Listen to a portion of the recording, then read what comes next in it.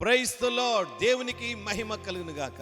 మీ కొరకు ఒక అద్భుతమైన శుభవర్తమానం నేను మీకు తెలియజేస్తున్నాను. క్రిస్మస్ అంటే చెప్పసఖ్యం కానీ మహిమాన్వితమైన సంతోషం, అన్స్పీకబుల్ జాయ్.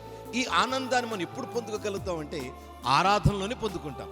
కాబట్టి రండి, తప్పకుండా రేపు ఉదయం 7 గంటలకి అద్భుతమైన క్రిస్మస్ ఆరాధన జరుగుతుంది. ఈ ఆరాధనలో మీరు మీ కుటుంబాలతో, మీ పిల్లలతో, మీ స్నేహితులతో తప్పకుండా పాల్గొనాలి. మన బిడ్డలు చక్కని అరేంజ్మెంట్స్, అద్భుతమైన అరేంజ్మెంట్ చేశారు. చాలా మహిమకరంగా ఉంది ఈ అరేంజ్మెంట్స్ అన్నీ కూడా. తప్పకుండా మనం అందరం దేవుని సన్నిధిలో ప్రభువుని ఆరాధన చేద్దాం. మీ కుటుంబానికి సమృద్ధిగా కలుగును గాక.